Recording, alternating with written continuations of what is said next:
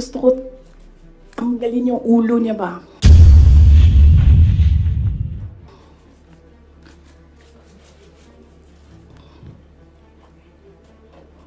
I realized toxic na yung relationship.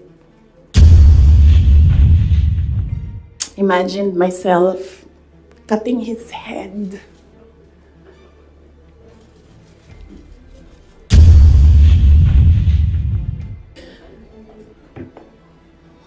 Bago ko tanggalin ang ulo mo, and then I'll cut his head.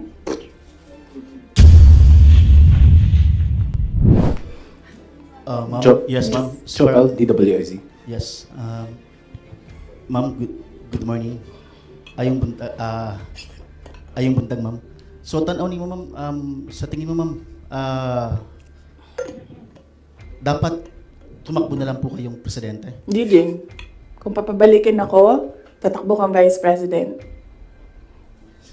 Lagay ko dyan. Drag me to hell.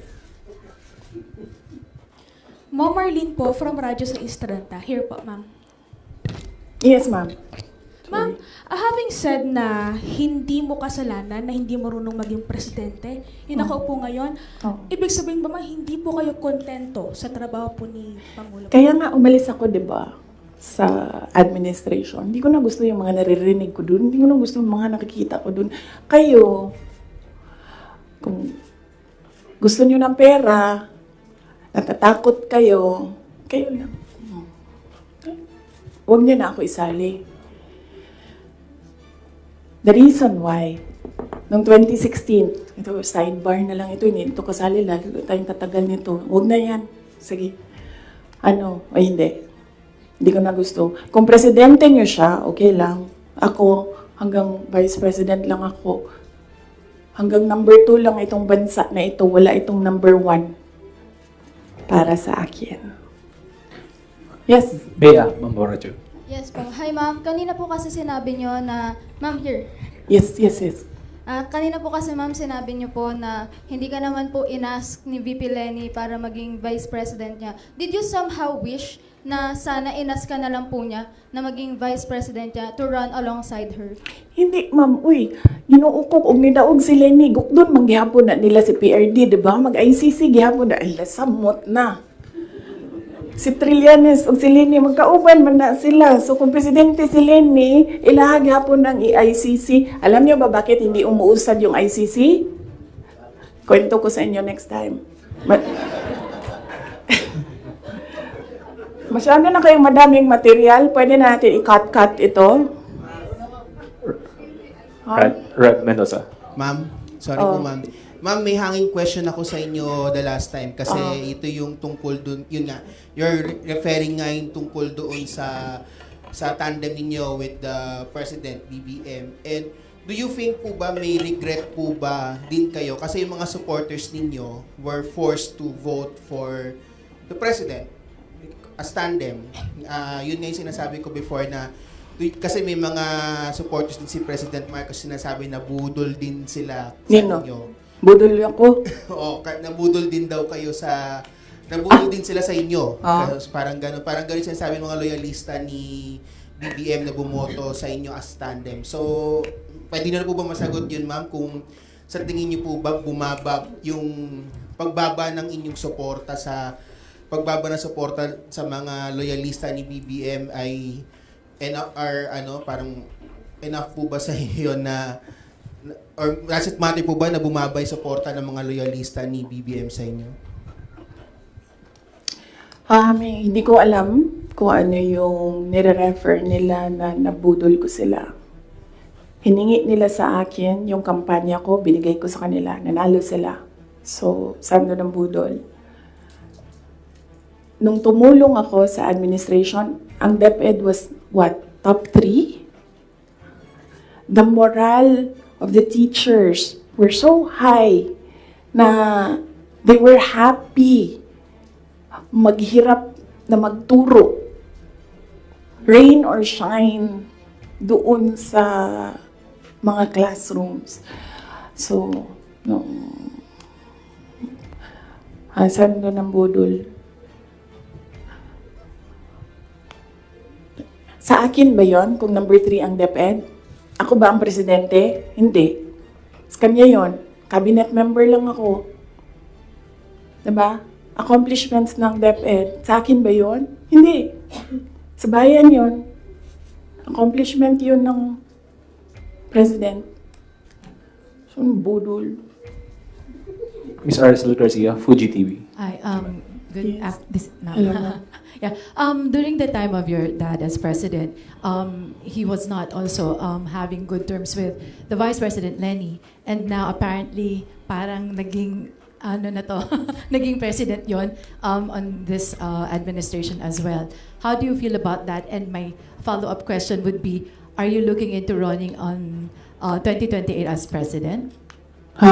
Okay. So,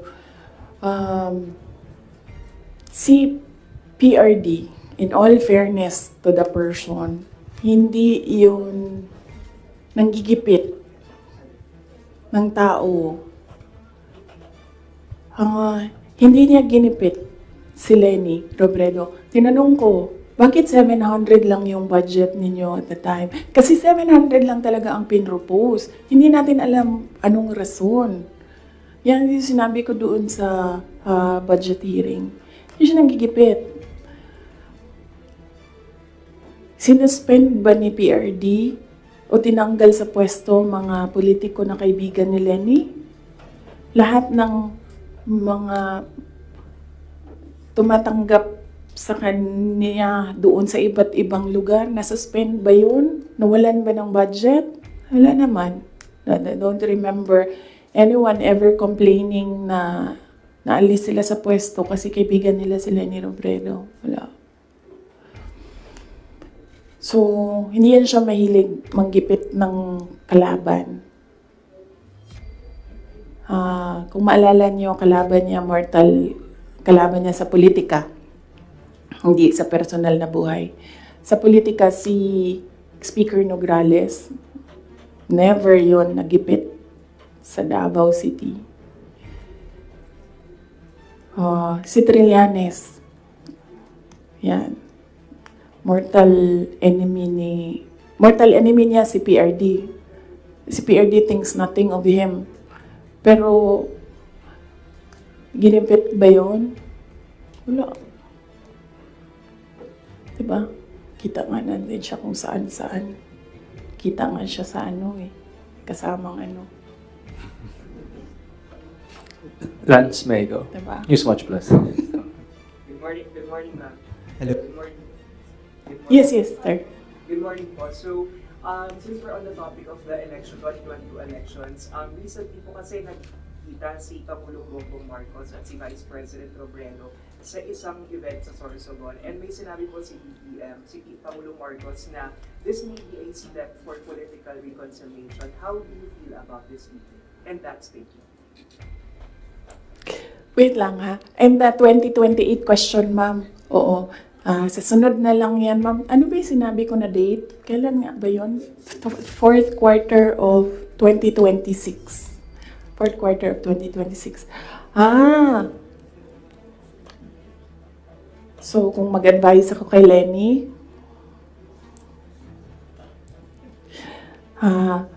Ma'am Lenny, manood ka ng aking sit down. Yan lang. Wait, hindi ko na ituloy ito. Hello, Mahaba pa ito, good ma'am. morning po, Sir Edisman. Madam Vice President. Ang papa niyo po ang naggawa ng desisyon against all Filipinos na may libing si Marcos Sr. sa libigan ng mga bayani. Ano na po ang nangyari ngayon? Nakalimutan na po ba ng nakaupo ngayon? Maraming salamat po. Hindi ko alam. Pero isang beses sinabihan ko talaga si Senator Amy. Sabi ko sa kanya, kung hindi kayo tumigil, huhukayin ko yung tatay ninyo, itatapon ko siya sa West Philippine Sea. Sinabihan ko si Senator Amy. One of these days, pupunta ako dun, kukunin ko yung katawan ng tatay nyo, tapon ko yan dun sa West Philippine Sea. I don't think sumagot siya. Hindi ko maalala. Nandun pa yun sa group chat. Merong mga nakakita. May ibang tao. Pero Senator Amy naman, kilala niyo naman siya, di ba? Diretso yun magsalita. Hindi din yan, hindi siya, she's I believe, a sincere person. Saan na tayo? Yes, sir. Next. Substantiate your claim na hindi marunong maging presidente. Presidente na nakaupo ka. You mentioned na hindi mo na gusto yung mga nakikita at naririnig when you were there. And second question, I'm genuinely curious because you had a long narration of what transpired from 2021 until 2023. There was a lot of negotiating, there was a lot of political discussions on who to run, who will step down. But I'm genuinely curious, ma'am, where's the public in all of these discussions? Where did you ever discuss policies, platforms? Because it's as if it's political families discussing the future of the country without regard for the public. And you mentioned that the context of all these of this press call is to give justice to the 30 million plus Filipinos who voted for you and President. Yes, oo. Unahin ko muna yung last question.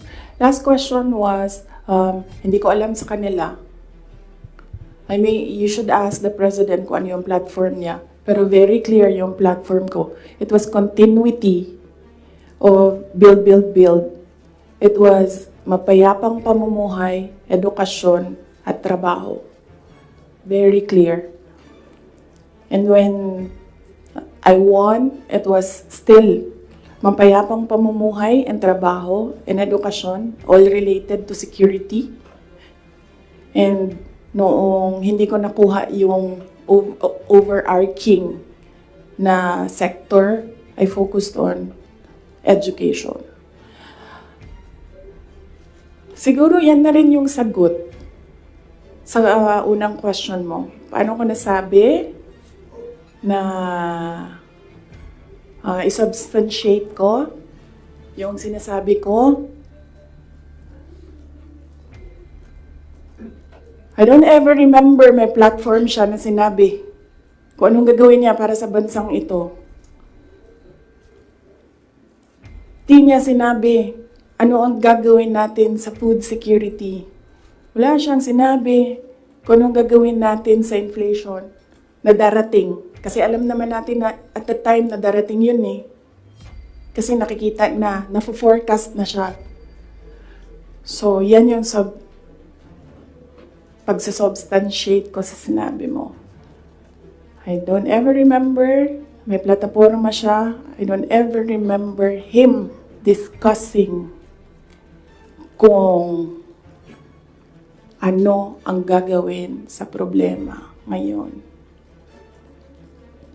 Alam niyo noon, pag pumupunta ko sa 7-Eleven, expensive yan na tindahan, diba? Ay, sorry, 7-Eleven. Pero yes, expensive sila. Kasi, ano sila, go-to. Mabilis ka makabili, nandun yung kailangan mo. 1,500 ko noon. Bili na ako ng corned beef, bili na ako ng tinapay, bili na ako ng ano-ano. Ngayon, ang 1,500 ko, tsokolate na lang ang mabili ko. Tsaka ice cream. Wala na ang corned beef, wala na ang tinapay. So, yes. Senator Marcos Hasen, yung sinabi mo na itatapon yung Just a very quick follow-up. Oo. Did the conversation happen between you and Senator Amy na you mentioned natatapon Hindi yun? kasi conversation yun eh, group chat yun. Tapos, noong banat sila ng banat, sinabihan ko na talaga siya. Sabi ko, one of these days, huhukayin ko talaga yan. Tatapon ko yun sa West Philippine Sea, yung tatay ninyo. Okay, so, pwede tumuloy na muna tayo, ha? Kasi gutom na ako. Ma'am, Ma'am, Kelly Cordero po from Bongo Radio.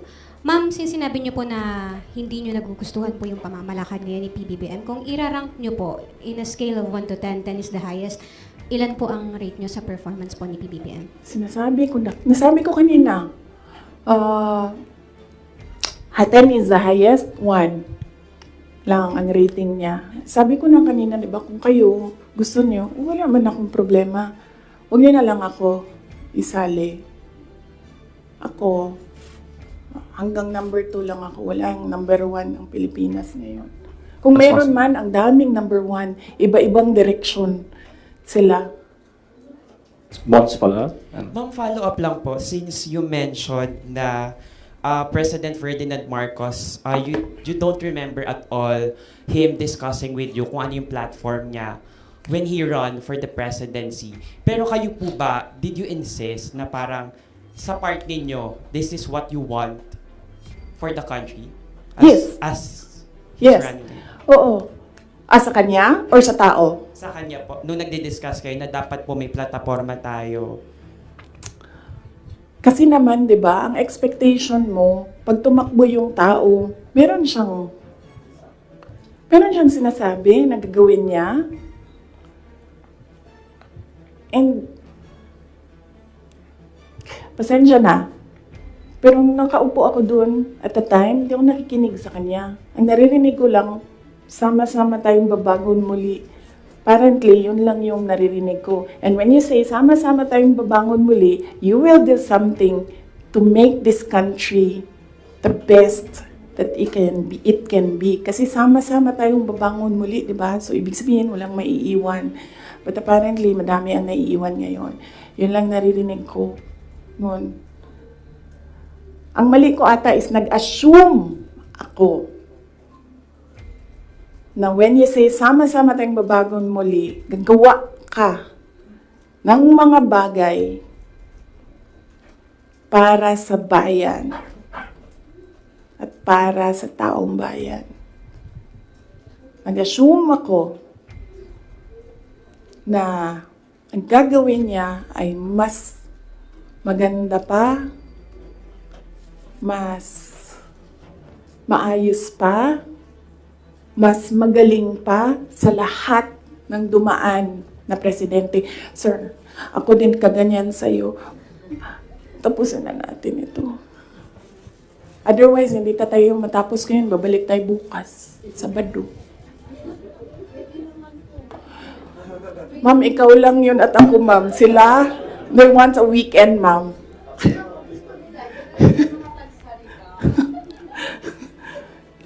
Wait lang. Yes, sir. Yes, sir. Yes. Balikan ko lang po yung sa political reconciliation kuno ni President Marcos pati ni dating former Vice President Leni Robredo. Hingin ko na lang po siguro yung assessment nyo na bilang, ayun nga po, tumakbo kayo kasi ginamit kayo para manalo laban kay Leni kasi nga natatalo na raw sila. So sa tingin nyo, bakit po kaya ngayon nakikipagkita? Bakit ngayon nagkakaroon ng movement towards political reconciliation habang nag-aaway kayo? Oo! Sabi, di ba, sinabi ko na yan ng budget hearing, ako na lang man isa na iiwan dito. Ako na lang isa na iiwan dito. Nagsama-sama na ang mga dayuhan, huwag niyo akong tanungin about foreign policy. Mga dayuhan, mga NPA, mga smuggler, mga drug addict, ang mga yellow, liberal, at sino yung isa? Administration. Sama-sama na yan sila lahat.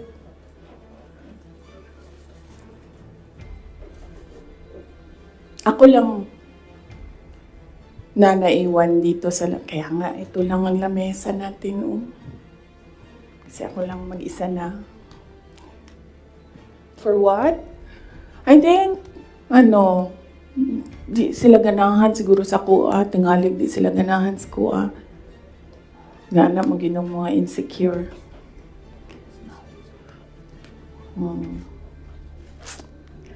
So, ang tagline ng OVP is para sa Diyos, bayan, at bawat pamilyang Pilipino. Hindi na po ngayon.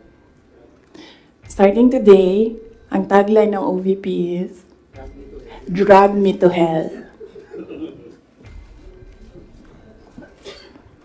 Sasaki-san, Kuroyus. Tama na. Tutuloy ko pa yung aking ano. May, pupunta pa tayo kay Martin Romualdez. After this, let's allow the Vice President to speak again. Oh. Ha? Sasaki-san. Yes, sir.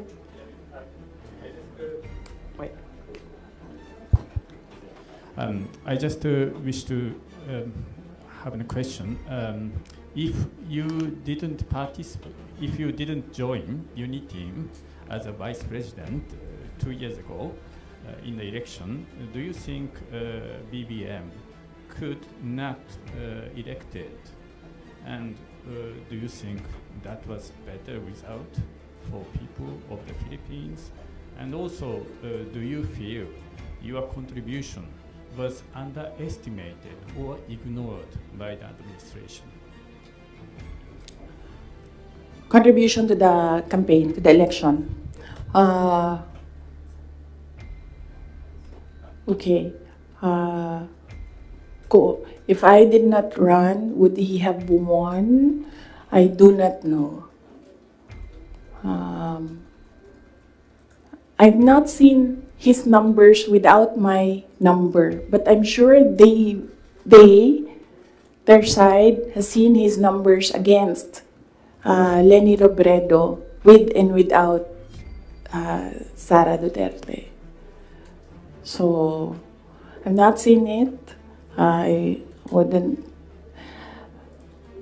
Maybe I think they know that they will not win because that was what Senator Aimee said. We cannot win against Leni Robredo without Visayas and Mindanao. Yes. The other one is, the other question is, Do you think if you didn't agree with the BBM would not be elected? Is that better result for the people of Philippines now, do you think? if I wouldn't know as well. I wouldn't know if we would be in a better place if Leni Robredo is president. Something that is speculative. So I cannot answer the question if we would be in a better place if we had another president, not BBM. And also, do you think your electoral contribution was underestimated or ignored by the current administration? Yes, I believe so because we are here today because he said he was deceived. So yes, I believe yes, and they've been saying that in their communications that in fact ayaw ko i-mention ang pangalan niya, so I'll just mention his initials, LG. Yan ang sinasabi niya. She did not bring anything to the table. When in fact, I am here sitting down today to tell everyone they needed me. I don't need them. So, sabi ko kanina sidebar, hahaba yung yung 2016. Balik tayo 2016. Kanina, nas 2021 lang tayo ngayon. Balik tayo 2016.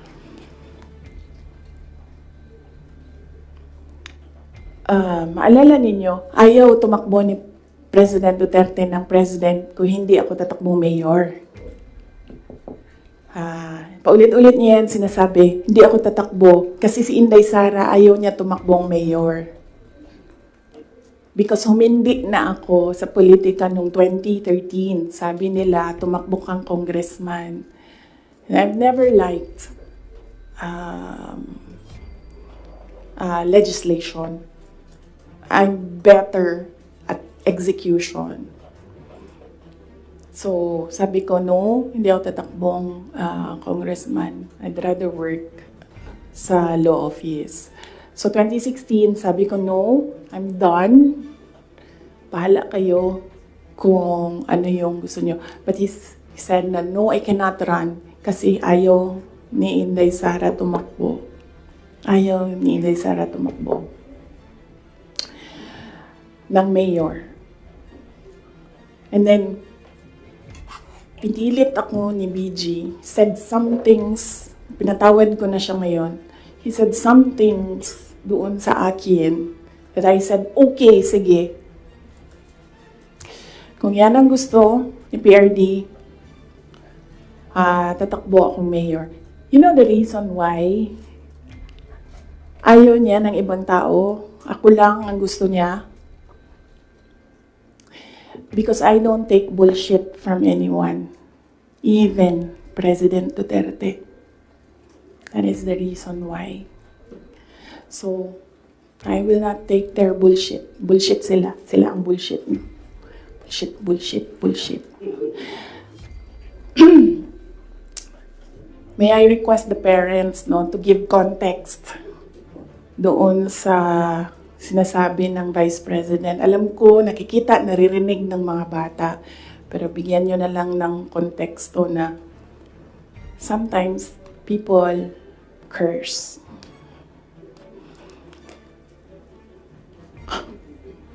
Ano na? Oh, so DepEd. So, personal, and then, bakit ako nag-resign, umalis sa administration, DepEd. Alam niyo na yon. Sinabi ko na yan, 2 tao lang nagkocontrol dyan.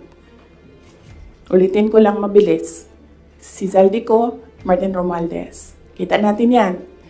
Tingnan nyo ang NEP, tingnan nyo ang GAA, tingnan nyo ang tingnan nyo ang NEP, tingnan nyo ang GAB, General Appropriations Bill, tingnan nyo ang GAA. Makikita ninyo ang galawan dyan. Hindi na siya kailangan ng expert. Sundan nyo lang kung ano yung nagbabago. Anong isa pa? Na-proof ko dyan, yung AKAP. Diba? Nagtalo sila sa AKAP. Sinasabi ng mga senador, hindi naman namin nakita yan noon eh. Sabi ni Zaldico, o diba? Pinirmahan nyo, digital signature ninyo, pinahiram ninyo, pinirmahan nyo yan. Nandun yan. Wala nang bycam na nangyayari. Ang sa akin lang, presidente ka, di ba? So you have the full cabinet of experts, finance experts, nandyan sa iyo. So nakikita nila, di ba? Oh, President, Mr. President, ito po yung NEP natin. Pero pagdating po sa GAB, ganito na po yung nangyari. Di ba magtatanong ka na, ano nangyari? Bakit naging ganito? Di ba? O ako lang ba yun? Well, kung ako yun, ganun. Ano nangyari? Bakit na ganito na ang GAB? Pagdating ng Senate, ano nangyari? Tingnan nyo. Bakit ganito na? Pagdating ng BICAM, di ba? Merong daming insertions doon. Walang paper trail and then suddenly sa BICAM nandoon na. Uy, di ba magtatanong ka? Bakit ganito? Ano nang ginagawa sa budget? Well, hindi ko nakita yun Hindi ko lang alam kung alam niya. But there is an expectation that alam mo kasi ikaw ang nag-submit ng NEP and nakita mo kung anong lumabas sa GAA. So there is an expectation na alam mo kung anong nangyayari sa budget. So, merong president na, okay, ito yung NEP. Then, after a few months, okay, ito yung yung wondering kung alam niya kung ano nasa page 2.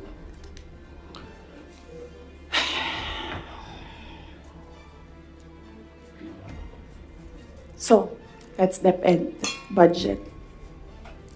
Ang huli is yung taong bayan. Okay? So, pwede ba, pag nakita nyo siya, sabihan nyo siya, alam nyo, don't ever mention her name or say na I was deceived by her, ganyan. Para hindi tayo nagaganito ba? Ayoko yung pag-usapan, yung mga ganito na bagay. So sabihin niyo sa kanilang lahat, huwag niyo na lang banggitin yung pangalan niya kasi pag binanggit niyo yung pangalan niya, lalabas yung drag me to hell press con. Pwede naman sana tumahimik na lang, no? O bakit sabihin, kailangan mo pa sabihin na, oh, nabudol niya ako.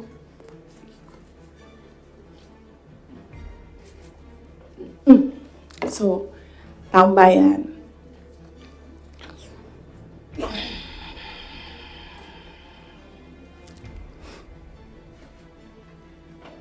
Magkasama kami nag-attend ng isang graduation.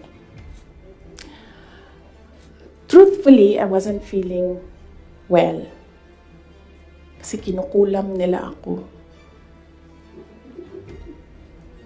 Andiyan na sila, ha? Umabot na sila sa kulam. Nagsama-sama na silang lahat. Kinukulam pa nila ako. So I wasn't feeling very well. Pero I had to go.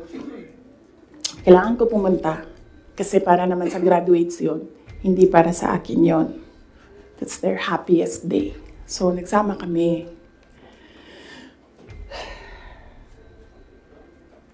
Nagsama kami. Katayo kami doon. And merong isang graduate na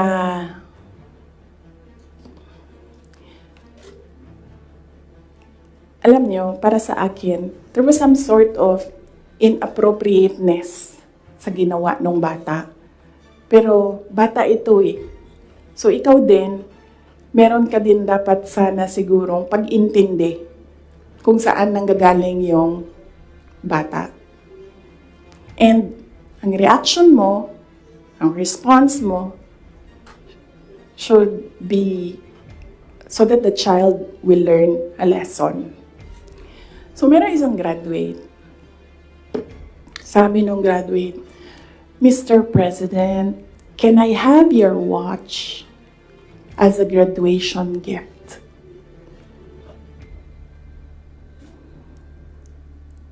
And narinig ko, tabi ako, di ba? Narinig nung katabi ko. Narinig nung katabi ng katabi ko. But apparently, this guy, di niya alam kung ano isasagot niya. So ang ginawa niya, pinaulit niya sa bata. What did you say? So this time, syempre bata, hindi niya alam ba saan yung inulit ng bata, louder this time.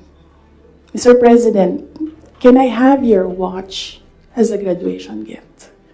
Nasagot niya. Why? Why will I give you my watch? At that point, may sakit na ako.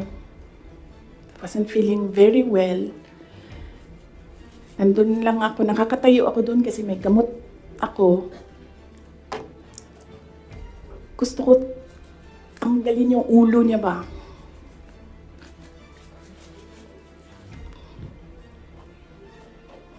I realized toxic na yung relationship.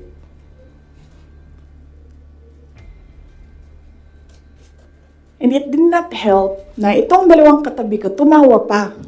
Pinagtawanan pa nila yung bata. And I saw the humiliation sa face ng bata. I wanted to help him. Gusto ko sabihin sa kanya, itong relo ko na lang, relo ito ng Vice President, ito relo ng Presidente, pero I hope this will do. And then I realized na baka mas lalong mapahiya yung bata if I do that. So I just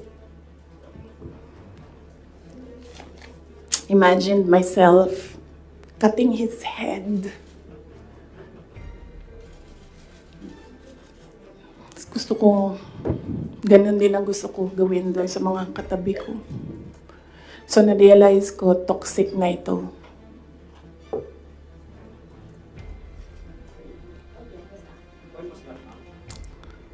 One of the graduation, hanapin niyo yung footage, makikita niyo doon yung muka ko. Tsaka muka niya. I-lip read niyo yung sinasabi niya. Why? Hanapin niyo yung footage, ma'am. Magtrabaho kayo konti, mag-research kayo.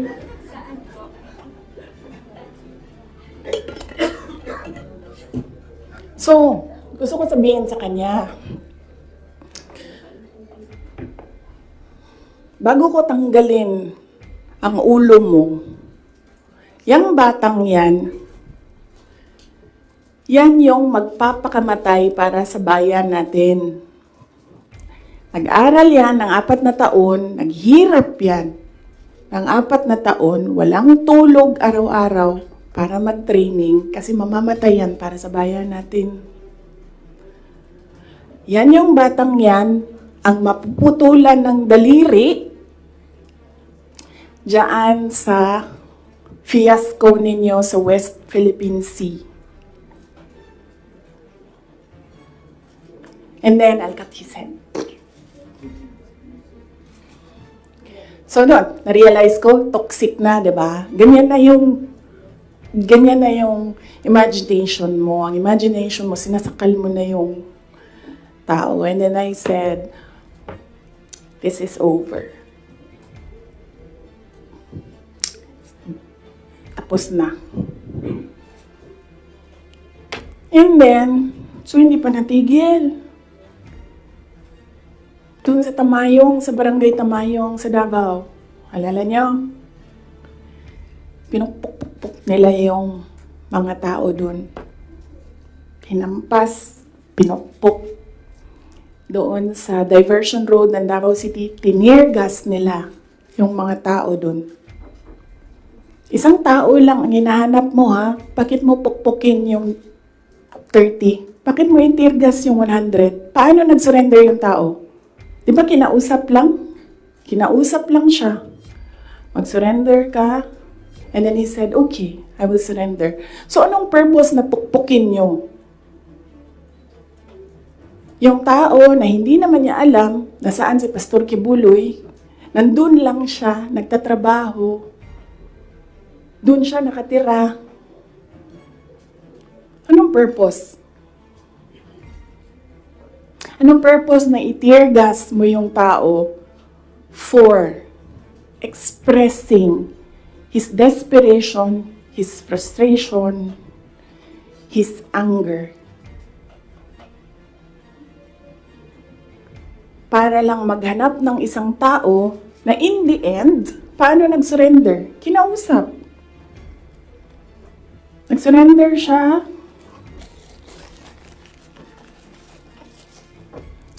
Kinausap siya. Walang napukpok, walang natirgas, walang nasaktan. And then, kailangan nyo talaga ganunin ang mga tao. And then I said, it's all over.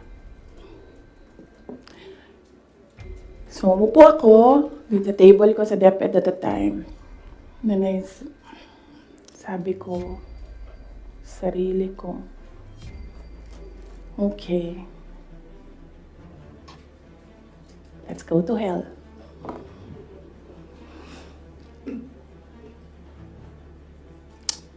So, ano bang ginagawa nila? Balik tayo dun sa yung political reconciliation. Ang gusto nila, hindi ko sinasabi silang lahat, ha. Si Martin Romualdez lang.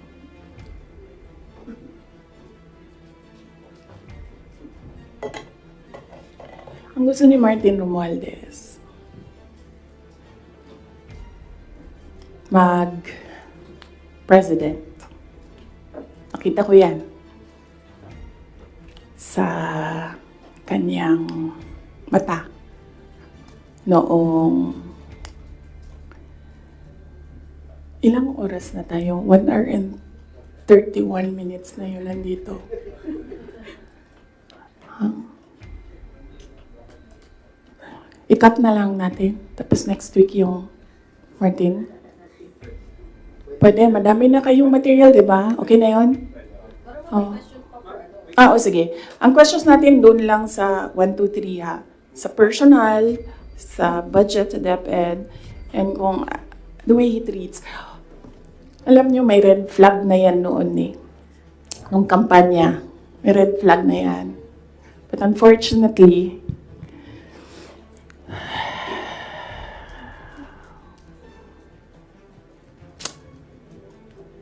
hindi ko naisip na ganun kalala yung insincerity. Nangangampanya kami. So pag nangampanya ka, meron talaga yan. Natural yan na magdala ng papel. Ganito. Pag ikaw politiko ka, alam mo na yan. May magdadala yan ng papel.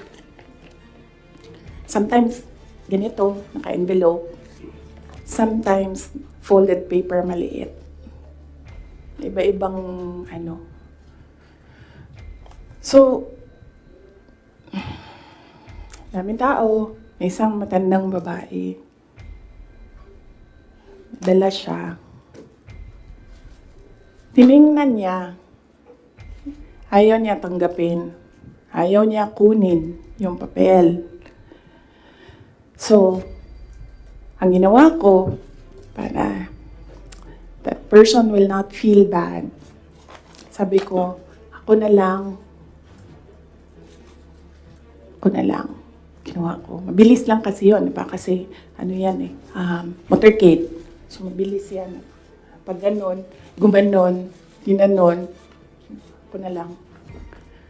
Tapos, tinanong ko, may number? Sabi niya, meron. Pag politiko ka, alam mo na yan dapat, diba? So, doon sa truck, binasa ko. 1 page lang naman, binasa ko. Simple. Request of 5,000 pesos for livelihood. Tumingin siya sa akin. Sabi ko, ako nang bahala nito. Maliit lang na bagay ito. Ako na.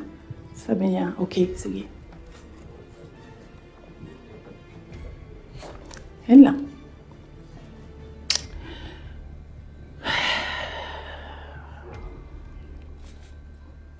Alam mo yun, maliit na bagay yan ba? Kunin mo, basahin mo, may number dyan, tawagan mo, and then you say, okay, ano ang mga documents na kailangan namin?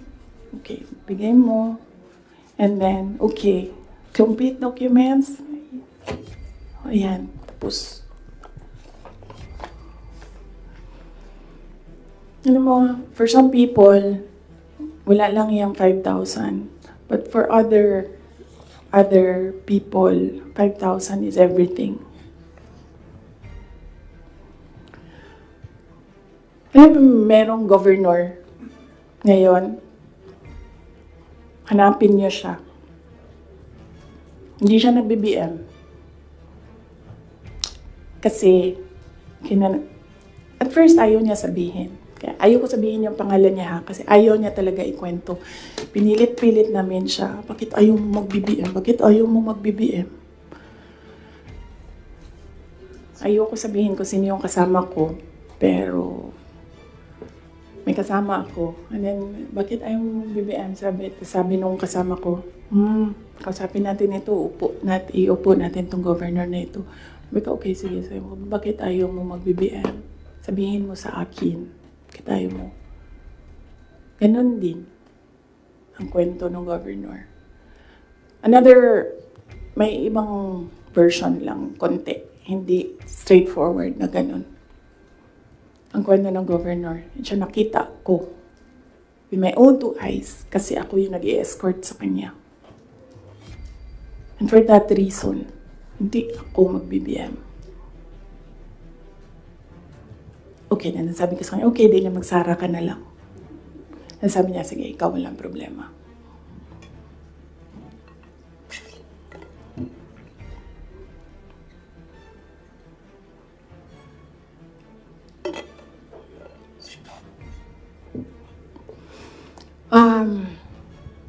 Sorry. Nag-sorry ako sa mga members ng Kingdom of Jesus Christ. Kasi I asked them to support President Marcos during the elections. And individually, kapag merong lumalapit, nagsasabi na, we are in this shit hole because of you. And sinasabi ko din, I'm sorry. I'm sorry, but sabi ko sa kanya, kung bigyan ako ng Diyos ng pagkakataon, yan lagi yung sagot ko. Kung bigyan ako ng Diyos ng pagkakataon, bawiin ko lahat yan. Hindi ko bawiin yung nangyari, babawiin ko yung dapat para sa bayan. Alam nyo, next week na lang yung kay Martin. Pero si Martin talaga is an embarrassment for the Philippines in the global stage. Kakahiya. Next week na lang or next week after Undas. After Undas, pag-start ng house. No? Pwede. Pagbalik ng house. Kasi I think nakabakasyon pa sila lahat. Ma'am, question lang. Ma'am, nag-campaign kayo ni PBBM together. Ilang buwan din po yun. Magkakasama kayo araw-araw, almost araw-araw. And then, syempre, naging member kayo ng cabinet. Bakit po hindi kayo naging magkaibigan despite yung matagal na rin na pagkakasama po ninyo? Ni President Marcos, hindi talaga kami magkaibigan. Nagkasama lang kami, unang-una dahil sa eleksyon, pangalawa dahil sa trabaho. Hindi kami magkaibigan yan. Isipin nyo ha, noon, nung tumatakbo pa, meron kaming group chat. Nandun siya. So yun lang yung some sort of communication namin dun sa loob ng group chat na yun. And hindi siya medyo nagsasalita doon, bihira. After nun, nawala na siya doon sa group chat. And then after that, wala akong number niya. I'm sure may number siya sa akin. Kasi syempre nandyan yan sa mga staff mo, sa aide mo, diba? Yung number ng Vice President. Pero wala kaming some sort of communication. Nothing at all. Except nung magkasama kami para mangambanya. Yan lang.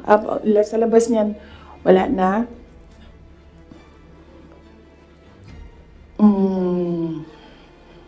Nagkakausap lang kami dahil sa trabaho.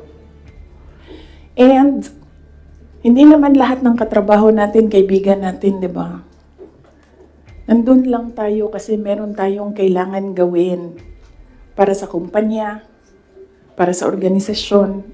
In our case, nandun kami kasi may kailangan kaming gawin para gumanda, gumaling, maging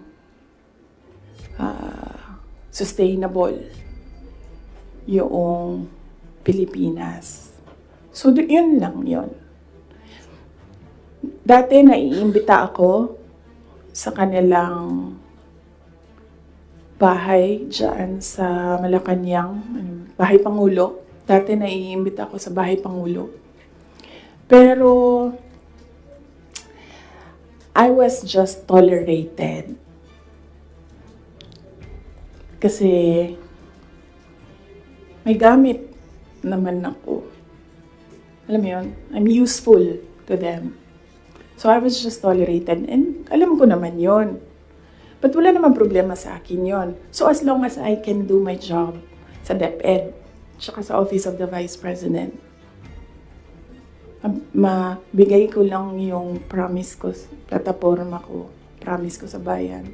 Magawa ko lang yung kailangan gawin para sa education sector. Wala akong problema. You can tolerate me all you want. You can invite me sa mga gatherings nyo. Pero I knew I was tolerated because Lisa Marcos is another story. Unahin muna natin si Martin Romualdez. Oo. Kaya nga sabi ko, sabihan niyo sila, huwag nila banggitin yung pangalan ko. Yes. Is Lisa Marcos part of dun sa sinasabi niyong triangle kanina? Yes. Oo. Oh, anong purpose ni Inday Sara? Ang magagawa ko sa bayan, I will call bullshit as it comes. Yan ang magagawa ko para sa inyo. Kung bullshit siya, sasabihin ko sa inyo, bullshit talaga yan. And, yes, as I said, huwag kayo mag-alala sa akin. Hindi ko kailangan ng pera. Kaya hindi ako madadala sa pera. Kasi, ang pinakagusto ko sa buhay ko, hindi siya nabibili ng pera. So kahit man meron akong 500 billion sa likod ko, hindi pa rin mabibili yung gusto ko. So hindi ko siya kailangan. And hindi ako takot. That's why I said, you can drag me to hell all you want. Wala kang problema sa akin yan. Si Martin ba? Hindi po mabibili ng pera. Sinabi niyo po hindi mabibili ng pera yung gusto niyo. Ano po yung gusto niyo? Ayaw ko sabihin, masyado ng personal yan, ma'am. Masakit na nga sa akin na kailangan ko magsalita kwento. Masakit na nga para sa akin na ikwento ko from 2016 to 2021, anong nangyari sa mga group chat na yan, yung mga papel na yan, masakit siya. I don't like talking about my life. Gusto niyo pag-usapan ng pagbabago campaign, tree planting namin? Ayaw niyo. I understand po ma'am yung 2022 to 2023. I mean, kasama kayo lagi ni Speaker Martin Romualdez sa mga events ni BBM. So, Yes. why, parang bakit, tapos yun nga, before yung nangyari yung resignation sa lakas, after na resignation sa lakas, nakita ba kayo ni BBM na kanudling daw or holding hands kayo ni Martin during one of his foreign trips? So, why biglang nasuklang kayo bigla kay Speaker?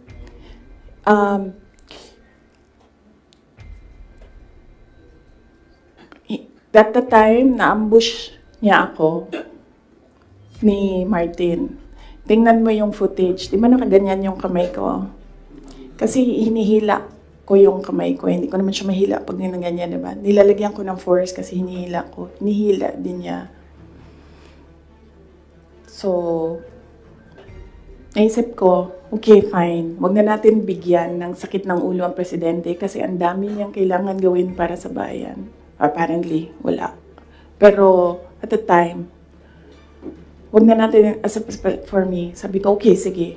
Ayoko maging headache sa ibang tao. Ayoko maging pabigat sa ibang tao. Ayoko na maabala ang ibang tao dahil sa akin. So, at the time, although hinihila ko yung half-hearted din yun na ginaganon niya. So, okay. Sige. May red flag din yan si Martin eh. Magkatabi kami niyan sa airplane nung kampanya. May sinabi ako sa kanya, may sagot siya sa akin. Pero yes, imagine niyo, meron tayong speaker na on record, on paper, in another country, na tumanggap ng suhol. Kaya. Ma'am, can you elaborate lang po yung speaker on record na Ay. Kailan ba yung speaker part? Kailan yung Martin Romualdez part? After November? After opening ng house, yes. Let's talk about ng confidential funds ng House. Regarding po sa DepEd and the OVP's confidential funds. Ay, yes, as I said, antayin natin yung next hearing ng House, Good Governance. Masyado pa kasing, masyadong maaga sagutin sila. Walang lumalabas eh. Gusto ko lumabas so that pwede akong magsalita. Wala. Kahapon, wala naman. All lawmakers were questioning about the... Yes. Ang position ko dyan, sa DepEd, hindi na ako nakikipag-usap sa kanila doon. Sabi ko, kayo nang bahala ko anong gusto niyong gawin dyan. Pero dito sa Office of the Vice President, sinasabihan ko yung mga tao na kapangalan, kung ano yung gusto mong gawin, yun ang susuportahan ko. Kung ayaw mo umattend, susuportahan kita. Kung gusto mo umattend, susuportahan kita. Hindi ko pipilitin kung ano yung dapat mong gawin. Mag-decide ka, and then kung ano yung path, if you decide on the path that you will take, I will support you on that. So, hindi pa kami nagkausap nung merong mga subpoena, hindi pa kami nagkausap kung ano yung gusto nilang gagawin. Basta sinabihan ko sila, I will be with you every step of the way. Sinabihan ko din sila, kung ang decision mo ay magpa-detain, sinabihan ko din sila, sasamahan kita doon sa loob ng detention. Walang problema yan sa akin. Kasi hindi naman lahat ng mga tao kasi sanay sa pressure, sa stress. Hindi sila sanay sa mga ganyan na ilalagay ka sa national TV, papahiyain ka. Hindi lahat ng tao nakakapag-isip ka agad kung anong gagawin, kung anong sasabihin. So, some of them really are saying na magpa-detain na lang ako. And then, sabi ko sa kanila na, okay, walang problema yan. Samahan ko kayo sa detention. I'm sorry, on the issue of budget naman, since parang final na sa House part ng 733 million, what would that mean for the OVP satellite offices? Would that mean like total shutdown of the 10 OVP satellite offices? Inaantay namin yung GAA. So, pag nandyan na yung General Appropriations Act, alam na namin kung ano, ilan. And then meron na kaming mga options ngayon. Unfortunately, hindi namin siya ma-finalize kasi yung mga options namin kasi hindi namin talaga nakikita kung ano yung nasa batas. Hindi pa kasi batas yung GAB. So, antayin namin. Pag nakita na namin kung ano yung numbers, then pipiliin na namin anong options para sa Office of the Vice President. But rest assured, patuloy yung trabaho ng Office of the Vice President para sa bayan. Kung ano man yung kaya namin base sa kung ano yung budget, ibibigay namin yan sa taong bayan. Kindly explain lang po. Last question, please. Sa Good Government Committee hearing, lawmakers were questioning po about the 16 million pesos po na ginasta ng OVP, pati po ng confidential funds ng 2022 po, na nagasta 11 days para daw po sa rental ng safe houses. One lawmaker even asked po na yung 5 million naman po na nagastos ng 2023 sa third quarter po ng OVP confidential funds, nagastos lang po sa loob lamang, sa loob ng 79 days. So parang nakakapagtaka rin daw po sila na bakit yung 16 million pesos nagastos po sa loob lamang ng 11 days. So, can you give us an explanation po kung paano po ba nagasta nga raw po itong parte po ng confidential funds po? Okay, sige. Last question na yan. Last question na yan. Last question. Okay.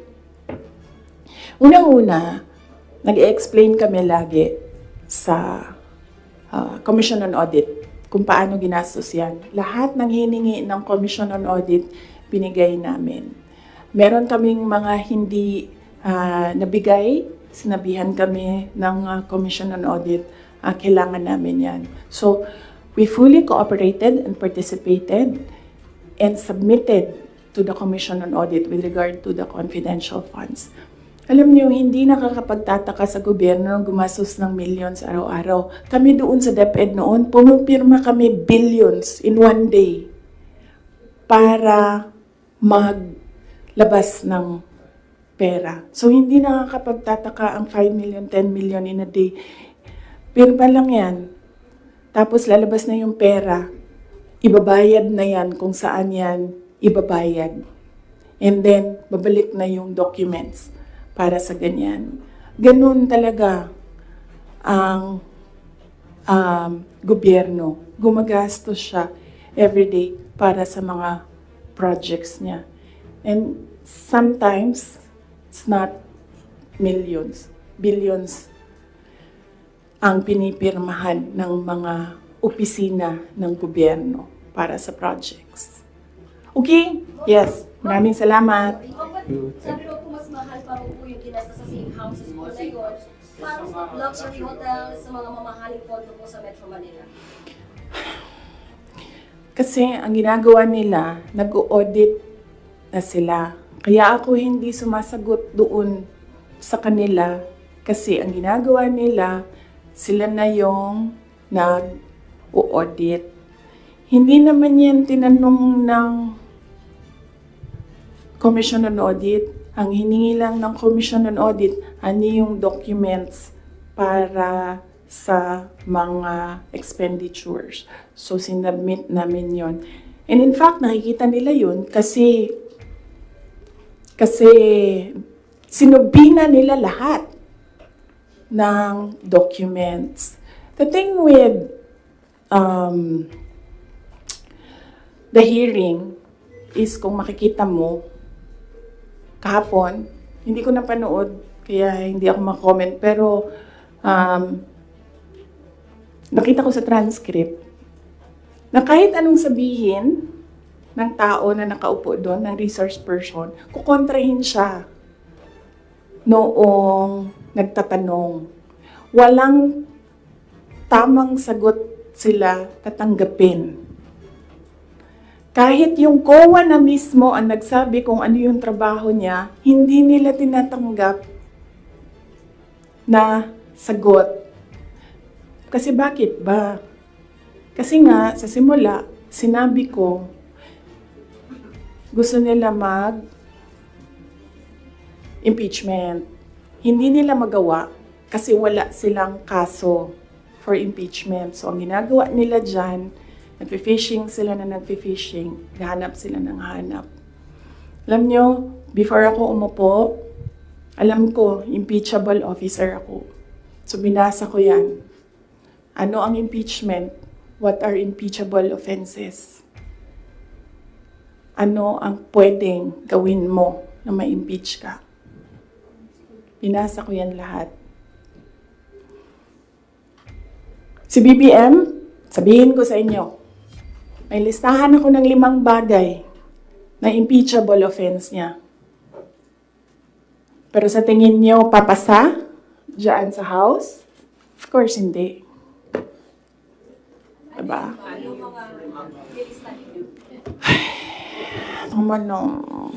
Last question. Hindi ba kayo napapagod? I mean, Last question. grabe ang energy ninyo.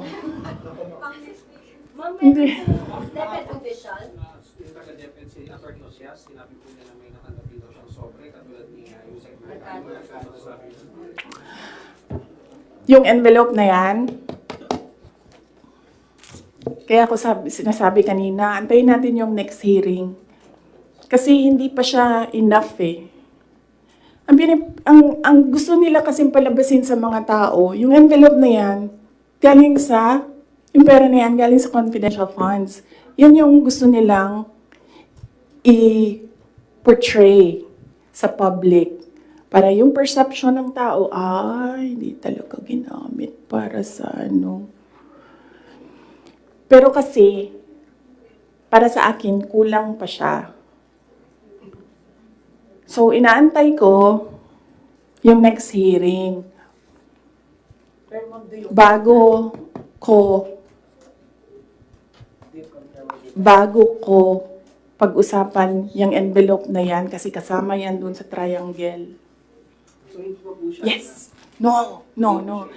Hindi yan sagot sa tanong mo. No, I will not answer questions anymore. Yung DepEd po, meron daw po Yes. Marian.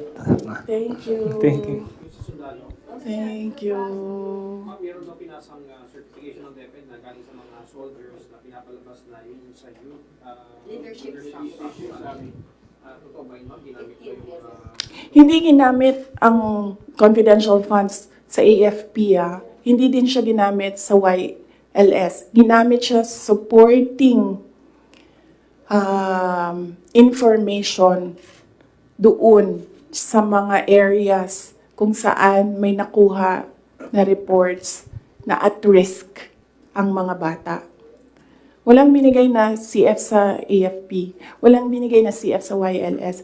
Yung YLS lang ang tinanong. Sinabi namin, ito yung areas at risk. Sabi na yung AFP, okay, gawa namin ng paraan. Based on information we gathered doon sa baba. Antayin natin yung next hearing. Antayin natin kung ano yung